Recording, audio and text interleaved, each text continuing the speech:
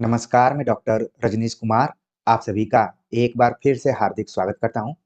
हिंदी साहित्य का इतिहास सीरीज के अंतर्गत हम चर्चा कर रहे हैं आचार्य रामचंद्र शुक्ल के इतिहास ग्रंथ के ऊपर, जिसमें कि हम आधुनिक काल पर विचार कर रहे हैं। आज का जो विषय है, वो है ईस्ट इंडिया कंपनी की भाषा नीति और हिंदी पत्र-पत्रिकाओं की शुरुआत।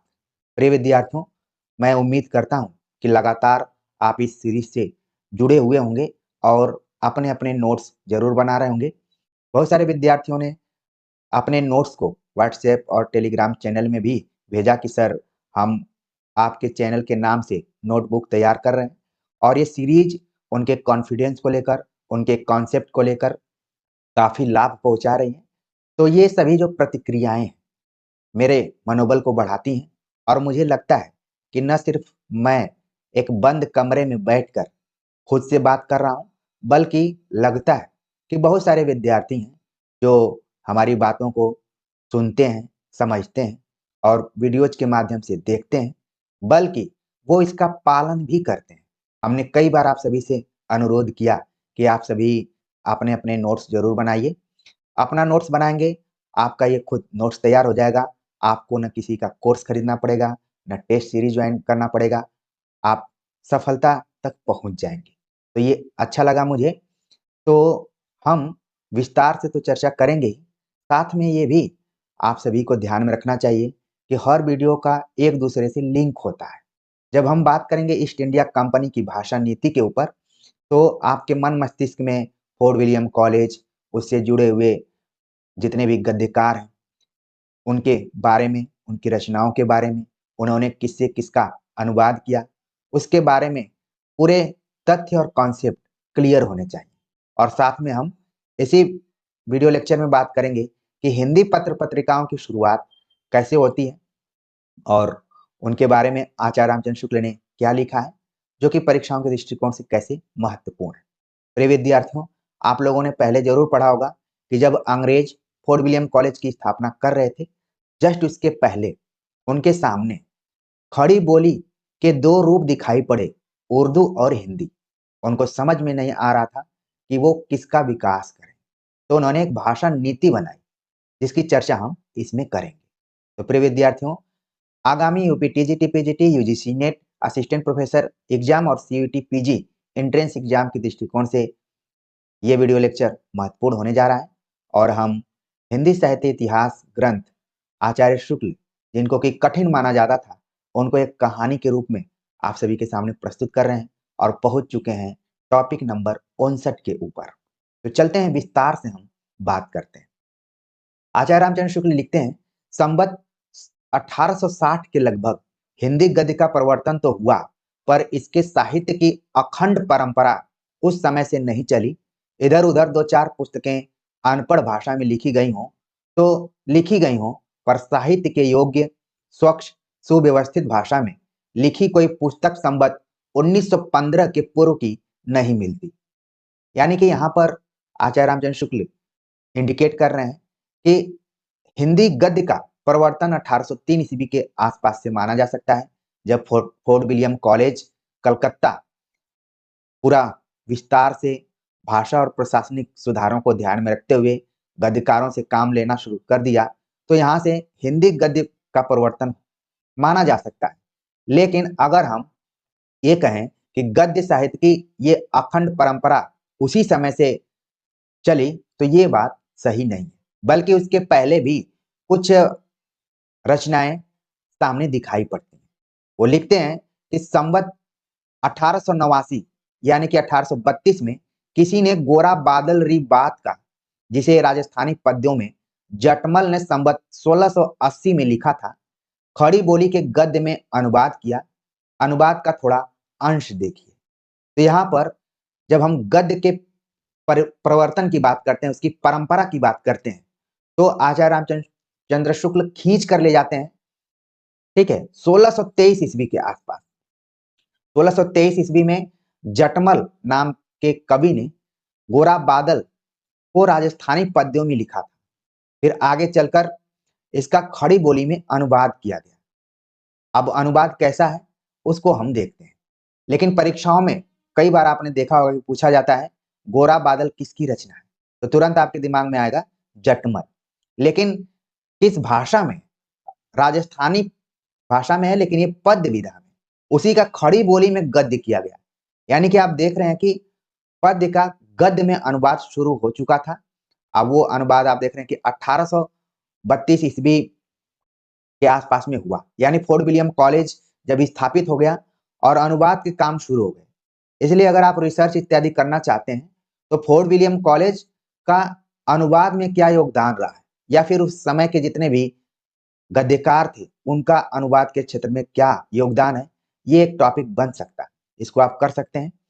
आज की वीडियो में आप देखेंगे कि ज्यादातर बातें 1803 से लेकर 1858 यानी कि प्रथम स्वतंत्रता संग्राम 1857 तक की चर्चा होगी।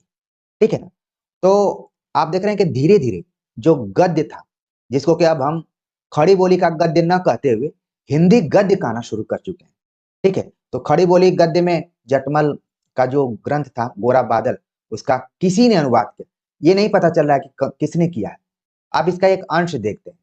गोरा बादल की कथा गुरु के बल सरस्वती की मेहरबानगी से पूरन भई, तिस वास्ते गुरु को व सरस्वती को नमस्कार करता हूं। ये कथा 16 से 80 के साल में फागुन सुदी पूनम के रोज बनाई।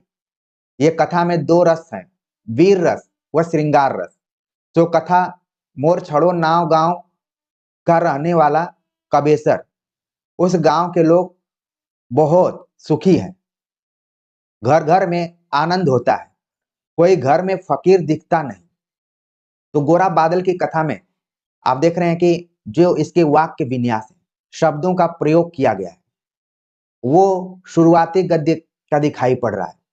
आज भी हम जब कॉपी इत्यादि चेक करते हैं तो जैसे ये शब्द मिला हुआ है बहुत, आजकल के विद्यार्थी भी आप देखते हैं बहुत नहीं लिखते हैं, लिखते हैं कि उसका बहुत दूर घर था। जब मैं कॉपी चेक करता हूं तो मैं देखता हूं खासतौर से बीए के बच्चों में ये ज्यादा चीजें दिखाई पड़ती हैं, क्योंकि हम व्यवहारिक वार्तालाप में बहुत नहीं बोलते हैं। हम बोलते हैं कि बहुत बहुत, इस तरीके से कई बार हम बोलते हैं। ये क्षेत्रीय प्रभाव भी हो सकता है। उसी तरीके से आप देख रहे हैं कि यहाँ पर भी है कि बहुत सुखी हैं, यानी जो जिस गांव की चर्चा की जा रही है कबेसर, ठीक है, मोरछड़ो नाव गांव का रहने वाला कबेसर, उस गांव के लोग बहुत सुखी हैं। वो गांव संपन्न था, घर घर में आनंद होता है, कोई घर में फकीर दिखता ही नहीं, यानी गरीबी कहीं नहीं थी। तो किसके कारण थी? गुरु के बल और सरस्वती की मेहरबानी के वजह से थी। इसमें 2 रसों की बात की गई, रस और वीर श्रृंगार रस। ठीक है, वीर रस और श्रृंगार रस की बात की गई है। तो ये थोड़ा सा अंश है जो कि गोरा बादल कथा का खड़ी बोली में अनुवाद किया गया। ठीक है, अब शुक्ल जी लिखते हैं कि संवत 1860 यानी कि 1803 और संवत 1915 यानी 1858 के बीच का काल गद्य रचना की दृष्टि से प्राय शून्य ही मिलता है। संवत 1914 के बलवे के पीछे ही हिंदी गद्य साहित्य की परंपरा अच्छी तरह चली। अब संवत 1914 को अगर आप ईस्वी में कन्वर्ट करते हैं तो वो 1857 हो जाएगी, और 1857 को कई बार हम क्रांति बोलते हैं, प्रथम स्वतंत्रता संग्राम बोलते हैं। आचार्य रामचंद्र शुक्ल ने उसके लिए बलवे शब्द का प्रयोग किया है। यानी कि जब इतिहास ग्रंथ में कहीं भी बलवा की बात आए तो तुरंत आपके दिमाग में आना चाहिए 1857 की जो क्रांति थी उसकी चर्चा आचार्य रामचंद्र शुक्ल कर रहे हैं। उसको हम सिपाही विद्रोह भी कहते हैं। ढेर सारे नाम दिए गए हैं, अगर हम प्योर इतिहास के दृष्टिकोण से देखें तो बहुत सारे नाम हैं उसके। तो आचार्य रामचंद्र शुक्ल का कहना है कि अगर हम हिंदी गद्य साहित्य की परंपरा की बात करें तो 1857 के बाद से इसकी शुरुआत मानी जा सकती है, या फिर अच्छी तरह चली है। ठीक है, आगे लिखते हैं कि संवत 1860 के लगभग हिंदी गद्य की जो प्रतिष्ठा हुई उसका उस समय यदि किसी ने लाभ उठाया तो ईसाई धर्म प्रचारकों ने, जिन्हें अपने मत को साधारण जनता के बीच में फैलाना था। भाषा का देखिए कैसे उपयोग किया जाता है। 1803 में फोर्ट विलियम कॉलेज काम करना शुरू कर दिया और तमाम चीजें वहां से प्रकाशित होने लगी धीरे धीरे। अब इसका ज्यादा लाभ उठाया तो ईसाई धर्म प्रचारकों ने लाभ उठाया और जो साधारण जनता है, आप देखेंगे कि साधारण जनता में धर्म का प्रचार प्रसार करना बड़ा ही आसान होता है। साधारण जनता जो है वो बहुत जल्दी से विश्वास कर लेती है। तो ईसाइयों ने भी वही काम किया कि अपने धर्म का प्रचार प्रसार, यानी अपने धर्म के मत का प्रचार प्रसार करने के लिए उन्होंने साधारण जनता के बीच में अपनी बातों को फैलाना शुरू कर दिया। अब घटना घटती है कि श्रीरामपुर उस समय पादरियों का प्रधान अड्डा था।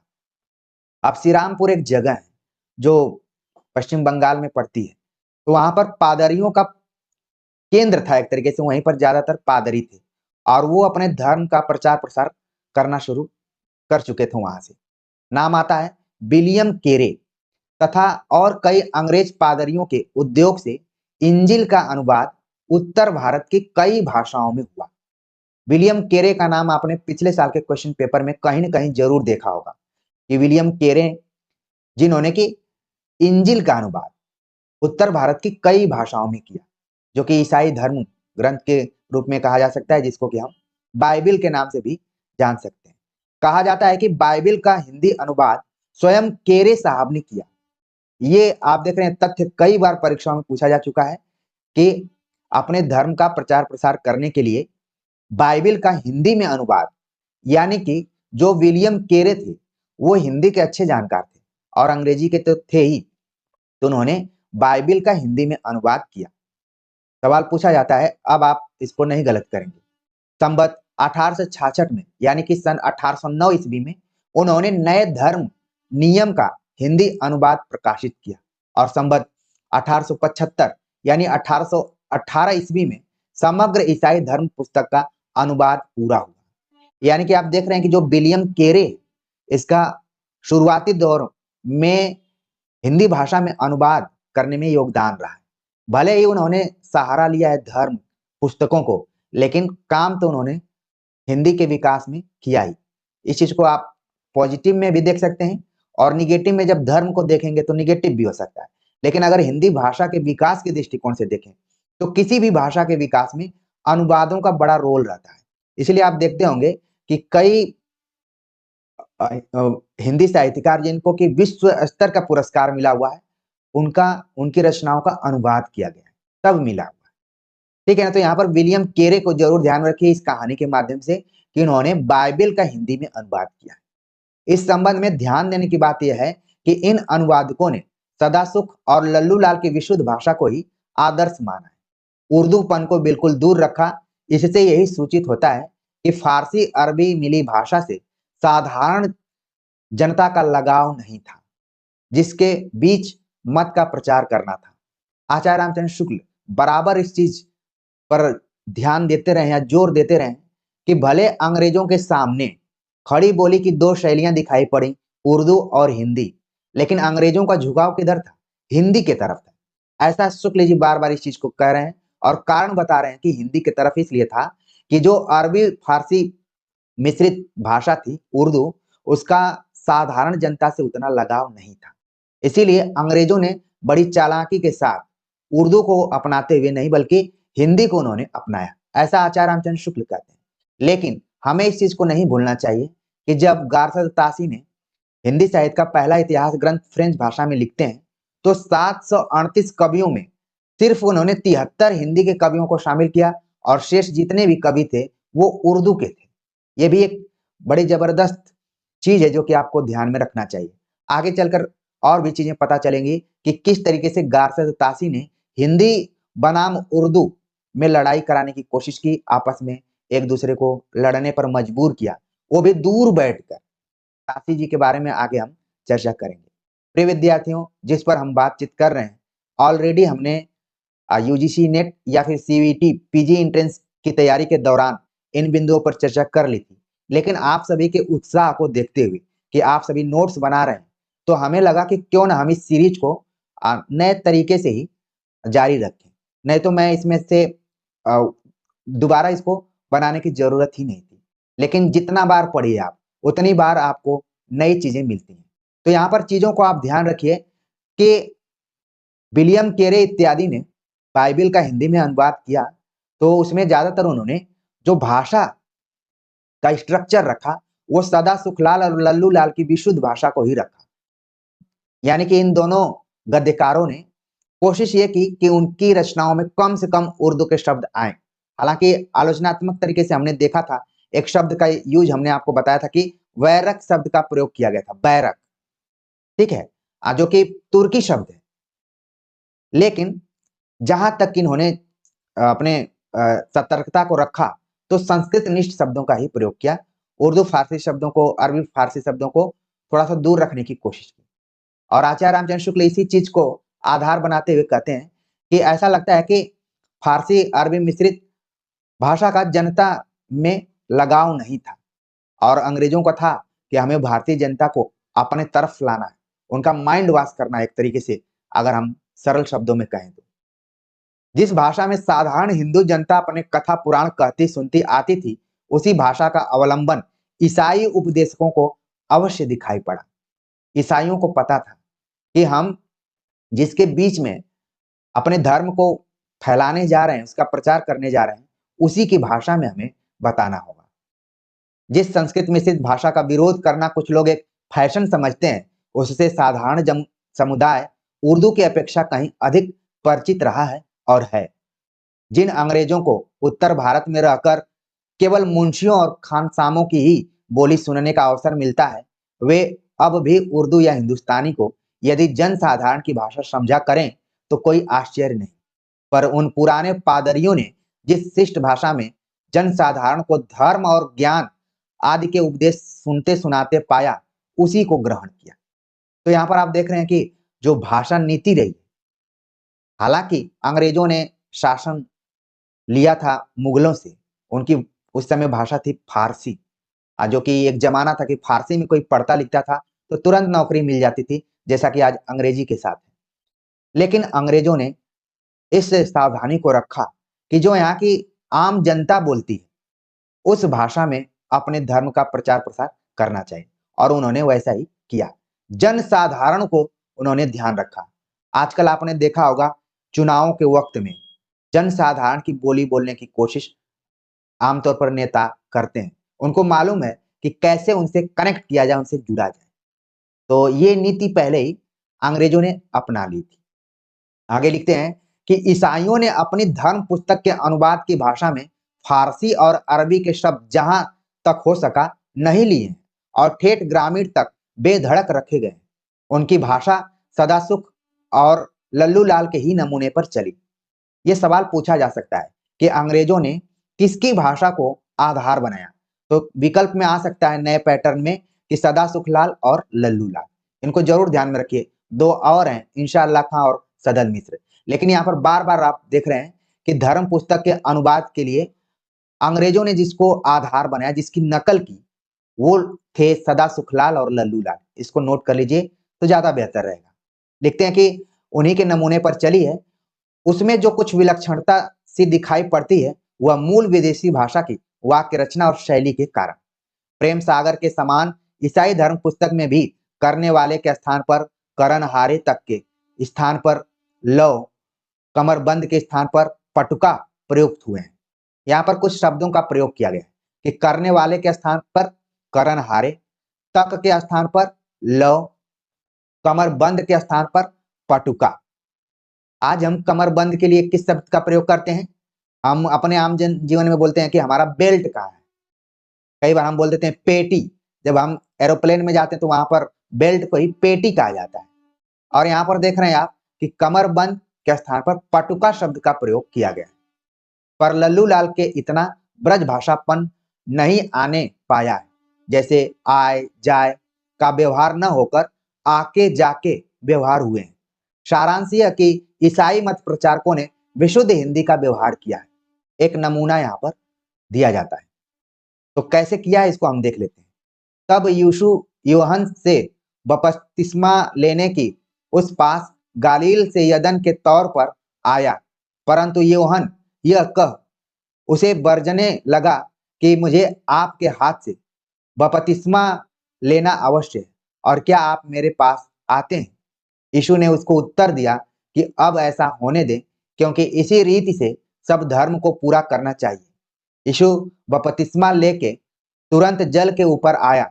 देखो उसके लिए स्वर्ग खुल गया और उसने ईश्वर के आत्मा को कपोल के नाई उतरने और अपने ऊपर आते देखा। और देखो यह आकाशवाणी हुई कि यह मेरा प्रिय पुत्र है जिससे मैं अति प्रसन्न हूं। तो यहाँ पर नीचे आप देख रहे हैं कुछ शब्दों को छोड़ दिया जाए तो ज्यादातर जो शब्द हैं वो संस्कृत निष्ठ शब्दों का के निकट है। कुल मिलाकर यहाँ पर आप देख सकते हैं। और जिस आकाशवाणी को जिसको हम कई बार रेडियो शब्द का प्रयोग करते हैं, वो देखिए पहले ही शुरुआती गद्य लेखन में यही शब्द का प्रयोग होने लगा था, आकाशवाणी। ठीक है, तो यहाँ पर देखिए कहा जा सकता है कि ईसाई धर्म के प्रचार प्रसार को करने के लिए अंग्रेजों ने विशुद्ध हिंदी का प्रयोग किया है। विशुद्ध हिंदी मतलब जो संस्कृत निष्ठ हिंदी। आगे बात करते हैं, लिखते हैं कि इसके आगे ईसाइयों की पुस्तकें और पंफलेट बराबर निकलते रहे। धर्म प्रचार प्रसार करने के लिए लगातार पुस्तकों का प्रकाशन हो रहा था, और सिर्फ पुस्तकों का प्रकाशन नहीं बल्कि पंफलेट का प्रकाशन हो रहा था। पंफलेट आप लोग देखे होंगे कि जैसे आप अगर कॉम्पिटेटिव एग्जाम की तैयारी करने वाले शहर में रहते होंगे, खासतौर से मैं प्रयागराज की बात करूं या फिर दिल्ली की बात करूं या लखनऊ की बात करूं या फिर पटना की बात करूं, ठीक है, और आप अपने अपने शहरों का नाम ले सकते हैं जहां पर तैयारियां कराई जाती हैं। तो वहां पर लगातार कोचिंग सेंटर वाले अपने पंफलेट देते हैं, या फिर आप अखबार पढ़ते होंगे तो उसमें भी पंफलेट का प्रयोग आता है कि अगर आप टिफिन लगवाना चाहते हैं तो हमारे यहाँ टिफिन की व्यवस्था है, उसमें ये खाने मिलते हैं। ऐसे आप लोगों ने देखा होगा एक बहुत ही मुलायम रंगीन पेपर आपको दिखाई पड़ता होगा जो कि आकर्षित भी करता है आपको। तो ये पंफलेट है। पंफलेट आपको समझ में आ गया होगा। तो ईसाइयों ने केवल पुस्तकें प्रकाशित नहीं की बल्कि पंफलेट का भी प्रयोग किया। उक्त श्रीरामपुर प्रेस से संबत 1893 में यानी कि 1836 ईस्वी में दाऊद के गीतें नाम की एक पुस्तक छपी जिसकी भाषा में कुछ फारसी अरबी के बहुत चलते शब्द भी रखे मिलते हैं। तो आपको ध्यान में रखना है कि दाऊद की गीतें जो पुस्तक है वो किस प्रेस से प्रकाशित हुई। श्रीरामपुर प्रेस आप देख रहे हैं कि शुरुआती दौर में बहुत महत्वपूर्ण भूमिका निभा रहा है, पर इसके पीछे अनेक नगरों से बालकों की शिक्षा के लिए ईसाइयों के छोटे मोटे स्कूल खुलने लगे और शिक्षा संबंधी पुस्तकें भी निकलने लगी। तो शुरुआत में धार्मिक पुस्तकें निकल रही थी, बाद में शिक्षाप्रद पुस्तकें भी प्रकाशित होने लगी। इन पुस्तकों की हिंदी भी वैसी ही सरल और विशुद्ध होती थी जैसी बाइबिल के अनुवाद की थी। आगरा, मिर्जापुर, मुंगेर आदि उस समय ईसाइयों के प्रचार के मुख्य केंद्र थे। आपने देखा कि ईसाइयों का जो हब था, केंद्र था, वो श्रीरामपुर था, लेकिन इसके अतिरिक्त आगरा, मिर्जापुर, मुंगेर, इसलिए आप देखते हैं कई बार देखते हैं कि आगरा से बहुत सारी पुस्तकों का प्रकाशन होता है। खासतौर से यूपी में आप देखेंगे गाइड से लेकर और अच्छी किताबों का प्रकाशन आगरा में खूब होता है। यानी कि आगरा को परंपरा से ये चीज मिली हुई है कि वहां पर प्रेस की स्थापना पहले से ही हो चुकी थी। तो ईसाइयों ने अपने धर्म के प्रचार प्रसार के लिए अलग अलग केंद्रों को भी खोला, जिसमें 3 केंद्र यहाँ पर बताए गए, आगरा, मिर्जापुर और मुंगेर। अब ये शहर किन किन राज्यों में है ये सभी आपको बताने की जरूरत नहीं है, आप उसको जान गए होंगे।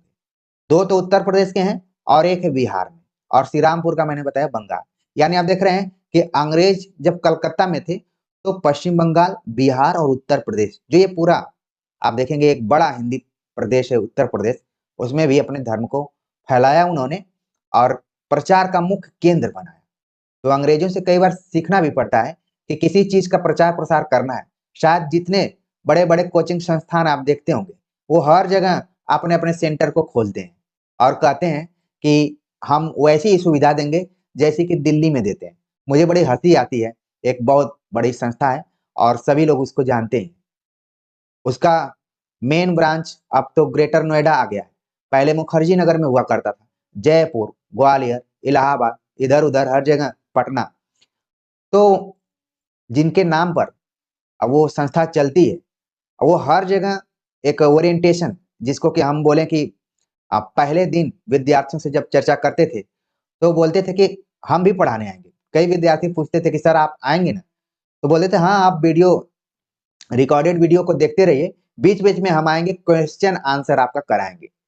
तो आप देखेंगे धीरे धीरे पढ़ाई कम, प्रचार का उसमें जो मात्रा कहें वो ज्यादा आने लगी। इस चीज को आप लोग भी समझते होंगे। बाकी तो चीजें आपके सामने घटेंगी धीरे धीरे, जैसे जैसे अनुभव होगा आप सत्य के करीब पहुंचते जाएंगे। तो ये कहानी मैंने क्यों सुनाया आपको? जिस तरीके से ईसाई अपने धर्मों का प्रचार प्रसार कर रहे थे, अलग अलग सेंटर खोल रहे थे, ठीक वैसे ही जिस जैसे कि आज कोचिंग संस्थान अपने अपने प्रचार कर रहे हैं। धर्म का प्रचार जो हो रहा है वो तो हो रहा है, दूसरे नंबर पर अगर आप प्रचार के दृष्टिकोण से देखें तो कोचिंग वाले ही आएंगे। तो चीजों को आपको को रिलेट करना है, इसको नकारात्मक सकारात्मक अंदाज में बिल्कुल नहीं देखना है। ठीक है, तो अब आपको समझ में आ गया होगा कि कैसे ईसाइयों ने भाषा नीति को अपनाते हुए अपने धर्म का प्रचार प्रसार करना शुरू कर दिया और प्रेस की स्थापना भी की धीरे धीरे। और शुरुआत में उन्होंने धार्मिक ग्रंथ प्रकाशित करवाए, लेकिन उनको लगा कि यहाँ के लोग ज्यादा शिक्षित नहीं है, तो शिक्षा संबंधी पुस्तकें भी प्रकाशित करनी चाहिए और छोटे मोटे स्कूल भी खुलने लगे। मुझे याद आता है कि हमारे तरफ जब अंग्रेजी मीडियम स्कूल खुलता था तो कहा जाता था कि वो मॉन्टेसरी में पढ़ रहा है।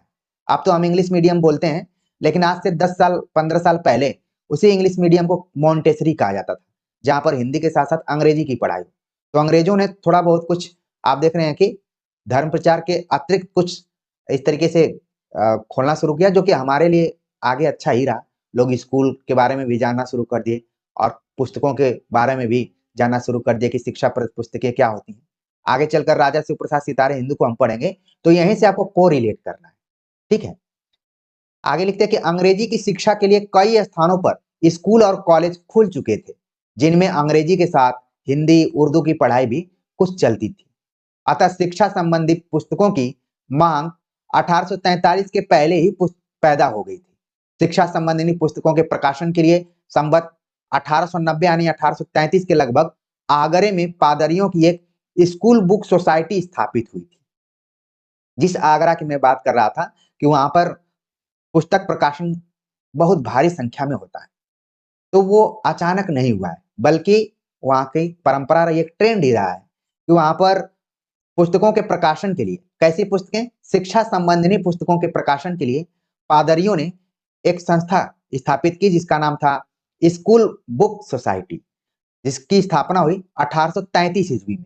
यह भी खूब सवाल पूछा जाता है कि स्कूल बुक सोसाइटी कहां पर है, या फिर इसकी स्थापना कब हुई थी, किसने की थी। ये सारी चीजें आप अपने दिमाग में रखिए।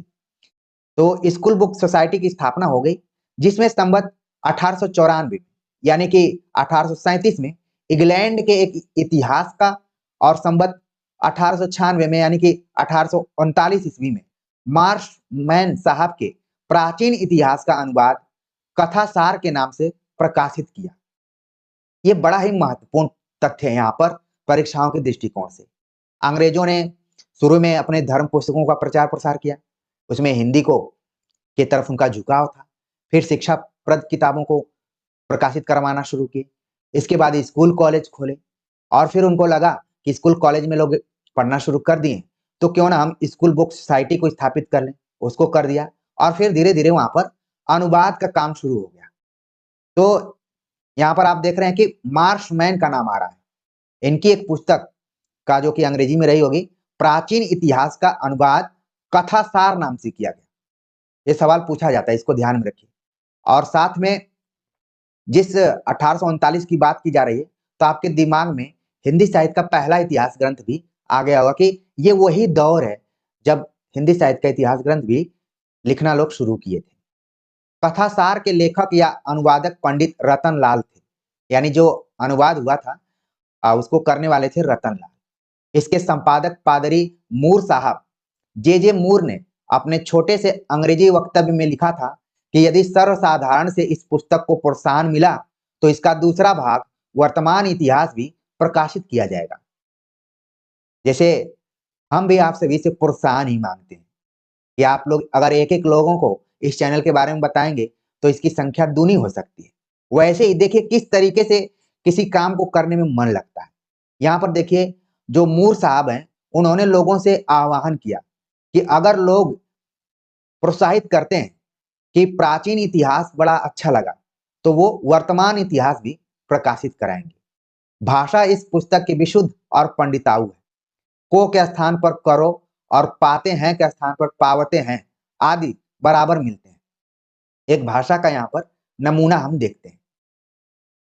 परंतु सोलन की इन अत्युत्तम व्यवस्थाओं से विरोध भंजन न हुआ, पक्षपातियों के मन का क्रोध न गया, फिर कुलीनों में उपद्रव मचा और इसलिए प्रजा की सहायता से पिसिस्ट्रेटस नामक पुरुष सबों पर पराक्रमी हुआ।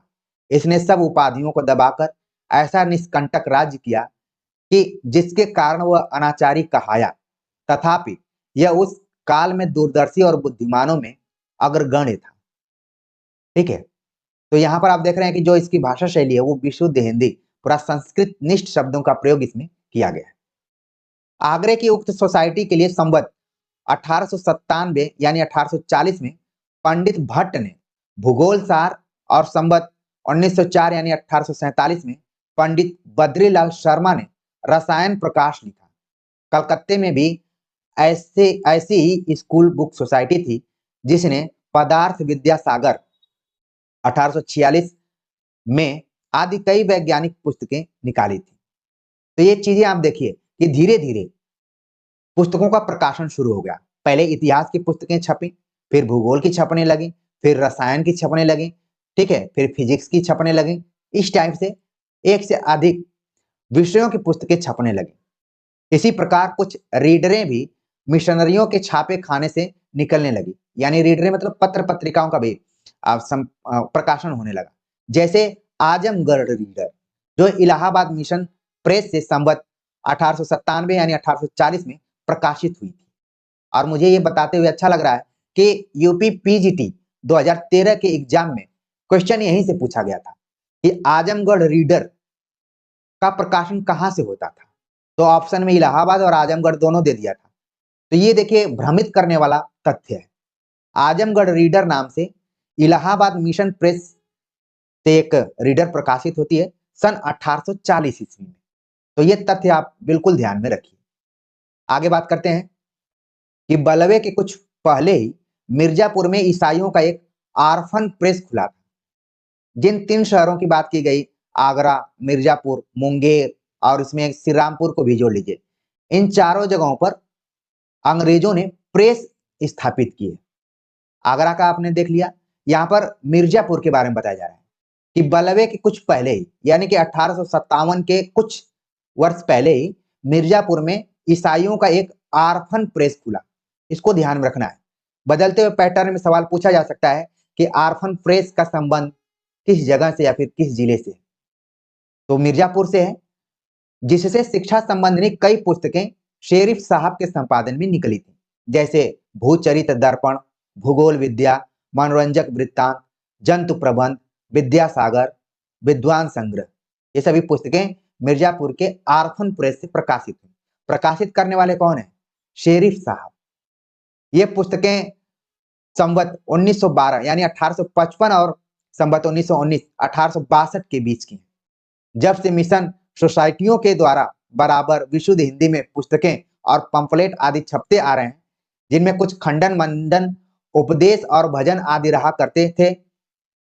आसी और जान के भजन देशी ईसाइयों में बहुत प्रचलित हुए और अब तक गाए जाते हैं।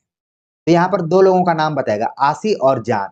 इनके भजन देशी ईसाइयों में बहुत प्रचलित हो गए और अब तक वो गा रहे हैं। आचार्य रामचंद्र शुक्ल लिखते हैं कि सारांश यह है कि हिंदी गद्य के प्रसार में ईसाइयों का बहुत कुछ योग रहा। भले ही उन्होंने धर्म को हथियार बनाया, लेकिन गद्य का प्रचार प्रसार उन्होंने किया, इसको नहीं भूला जा सकता। शिक्षा संबंधी पुस्तकें तो पहले पहल उन्होंने तैयार की।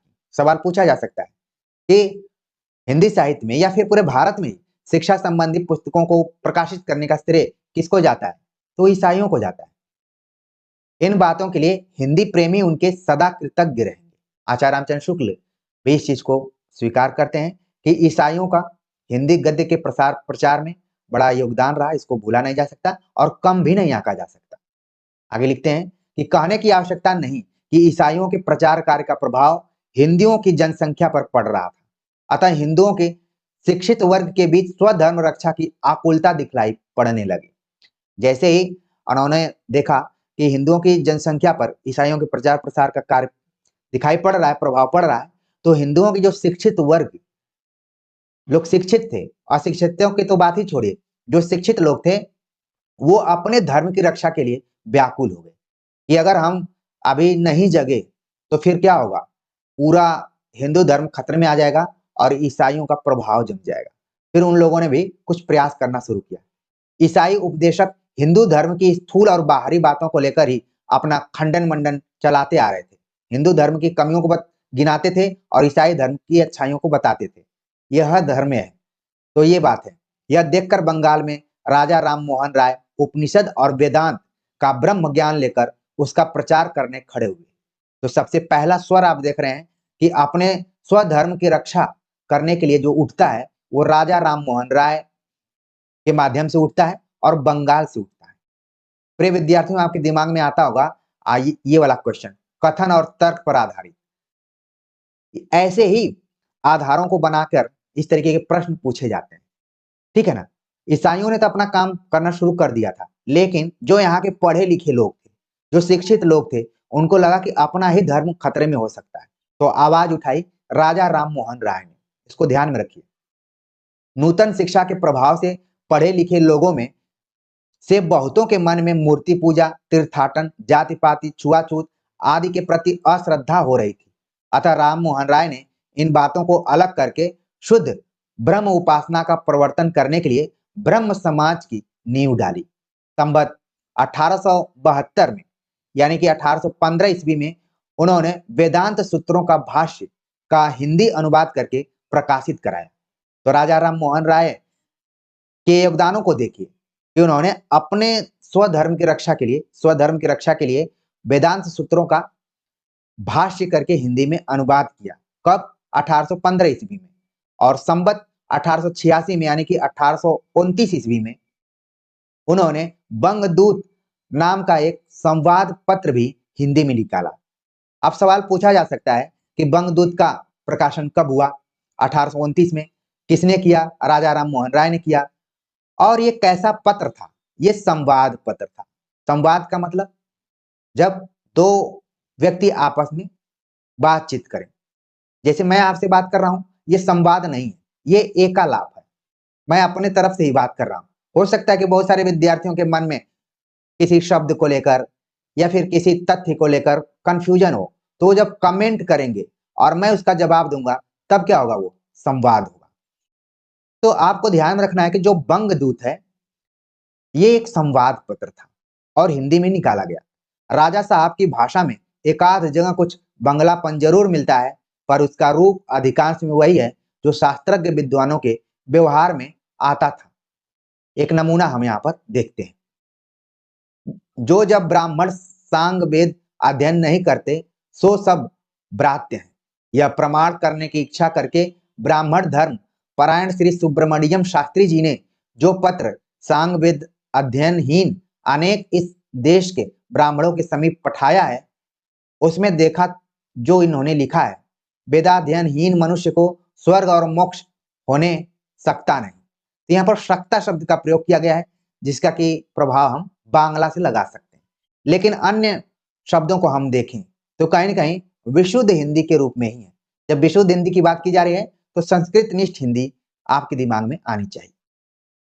कई नगरों में, जिनमें कलकत्ता मुख्य था, अब छापे खाने हो गए थे। बंगाल से कुछ अंग्रेजी और बंगला के पत्र भी निकलने लगे थे, जिनके पढ़ने वाले भी हो गए थे।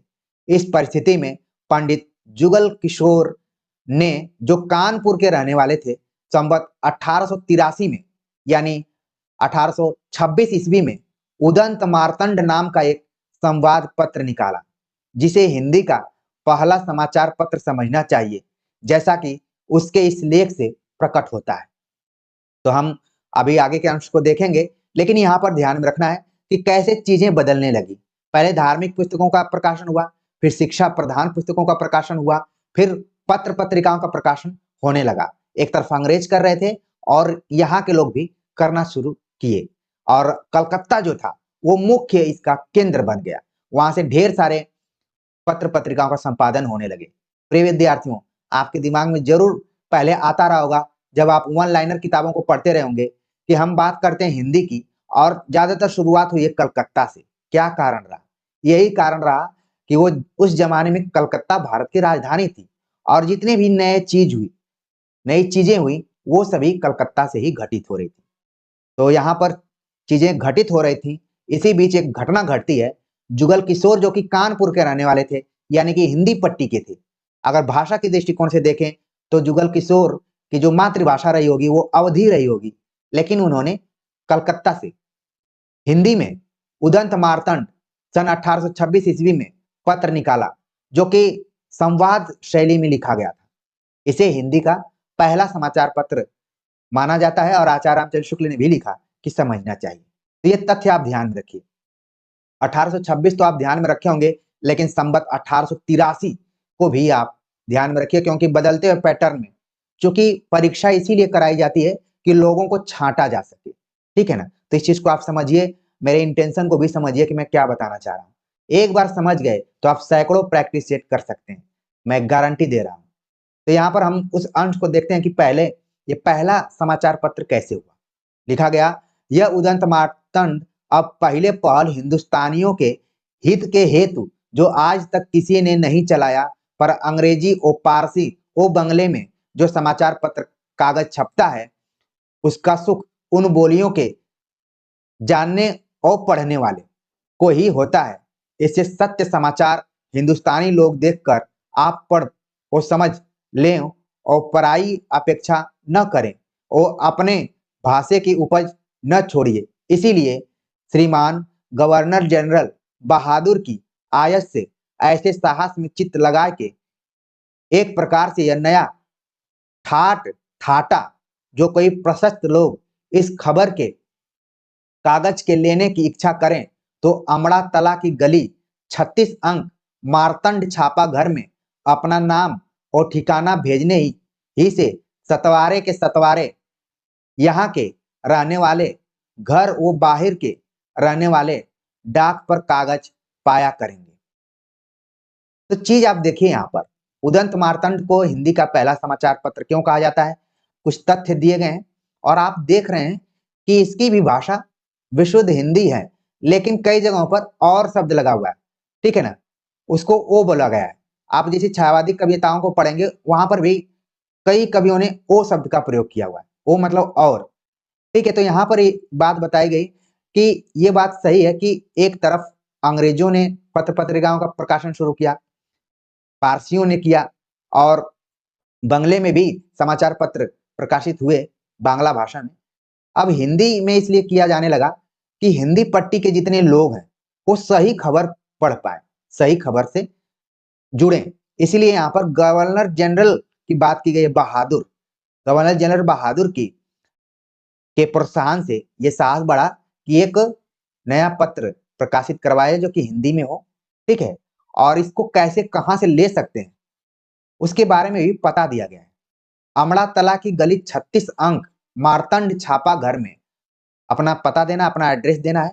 वहीं सतवारे के सतवारे यहाँ के रहने वाले, घर और बाहर के रहने वाले डाक पर कागज पाया करेंगे। सतवारे सप्ताह ये साप्ताहिक था, एक चीज आप ध्यान में रखिए, ठीक है ना। संवाद पत्र तो था ही, साप्ताहिक पत्र भी ये था। और कब निकलता था, ये मंगलवार के दिन निकलता था। ये डीएसएसबी के एग्जाम में एक बार पूछा गया था, तो इसको भी आप ध्यान में रख लीजिए।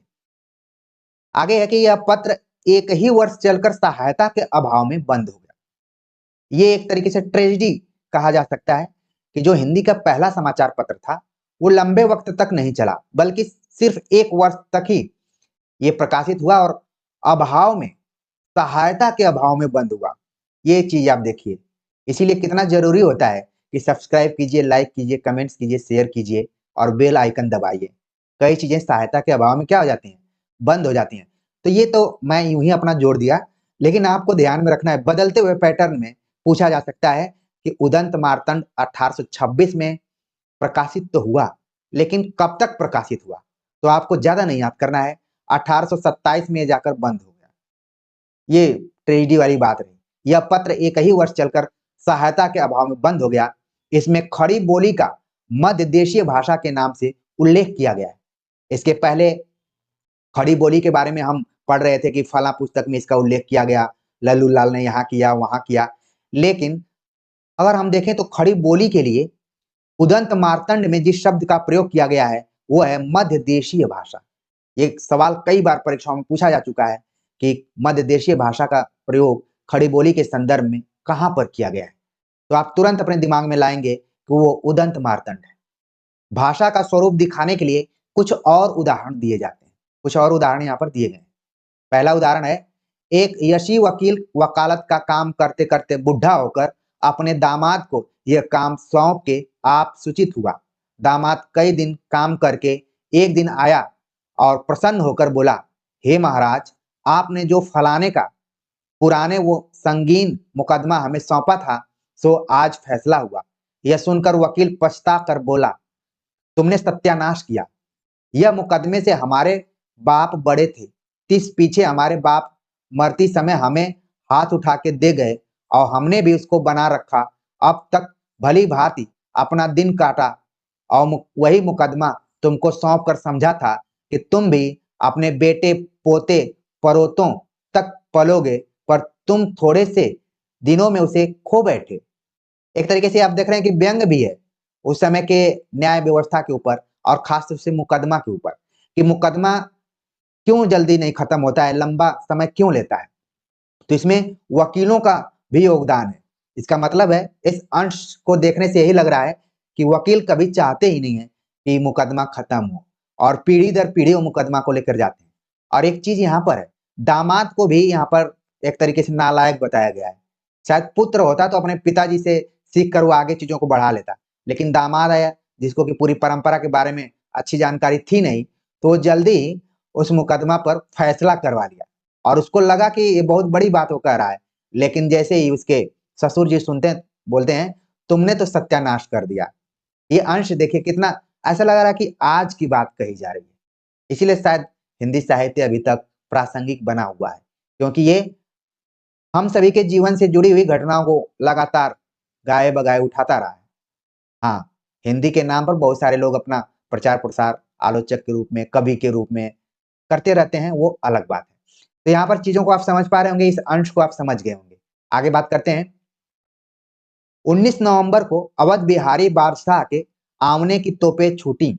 उस दिन तीसरे पहर को छलांग सष्टलांग साहिब ओ हेल साहिब ओ मेजर फिडल लार्ड साहिब की ओर से अवध बिहारी की छावनी में जा करके बड़े साहिब का सलाम कहा और भोर होके लार्ड साहिबा के साथ हाजिरी करने का न्योता किया।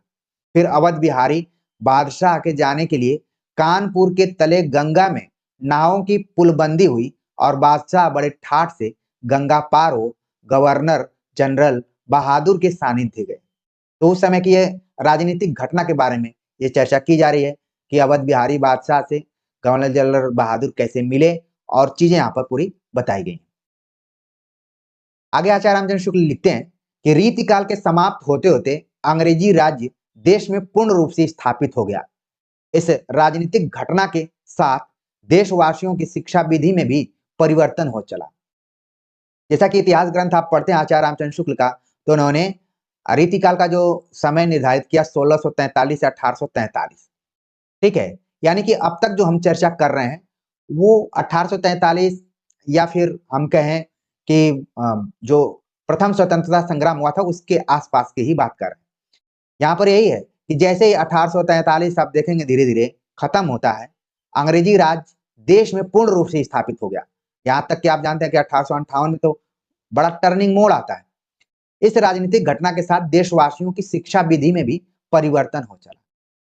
आपको देखना है कि सन 1800 ईस्वी से लेकर 1850 का जो समय रहा है, ये एक तरीके से बड़ा संक्रमणकालीन समय रहा है।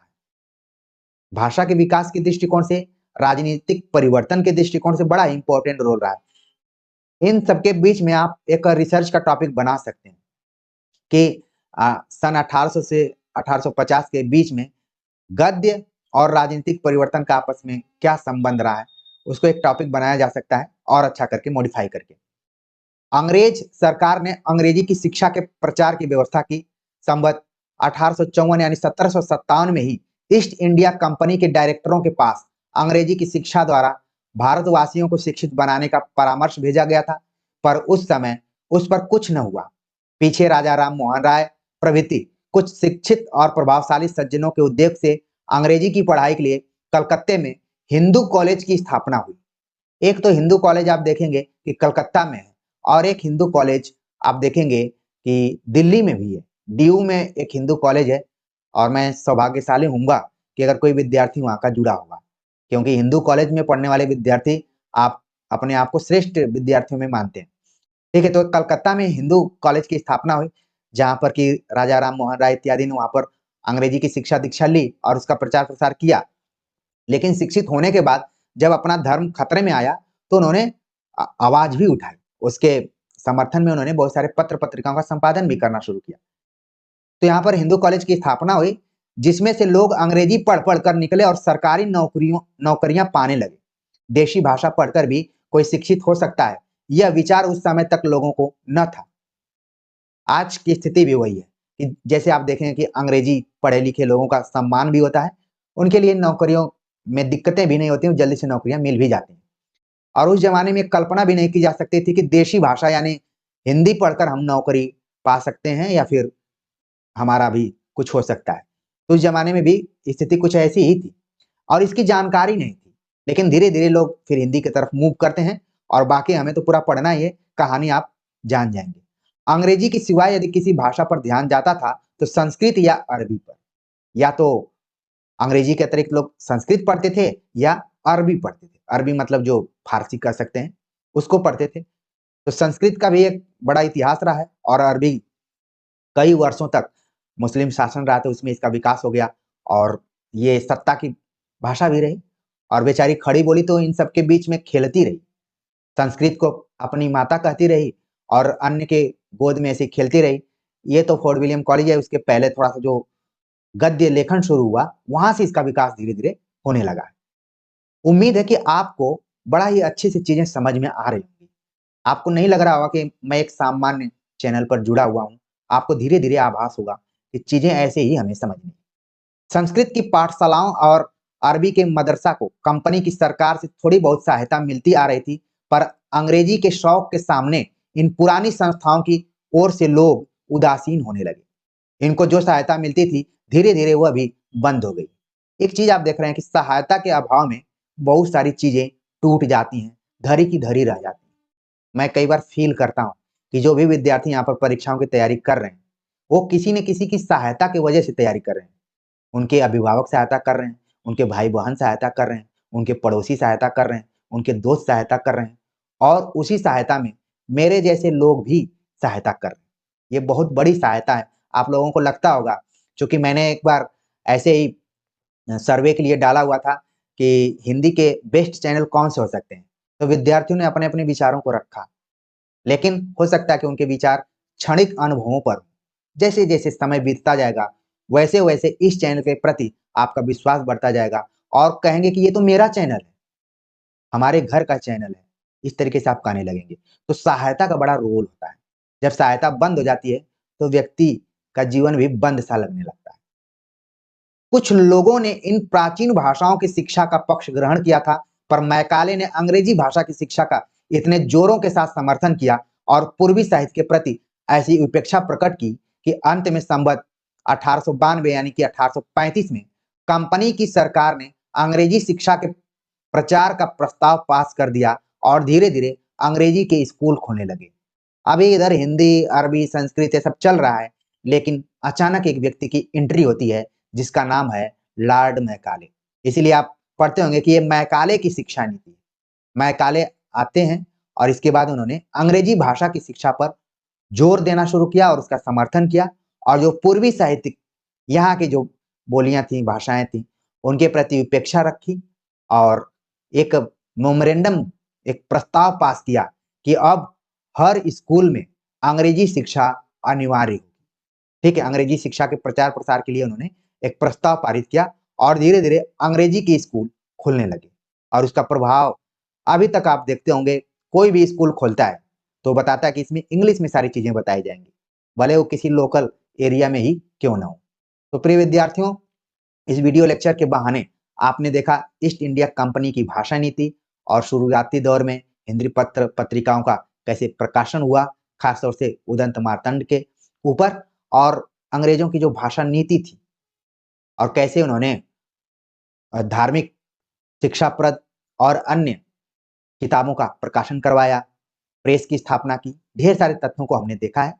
आप सभी के कमेंट्स का इंतजार रहेगा कि ये वीडियो लेक्चर आपको कितना समझ में आया। मिलते हैं एक नए टॉपिक के साथ, तब तक के लिए नमस्कार।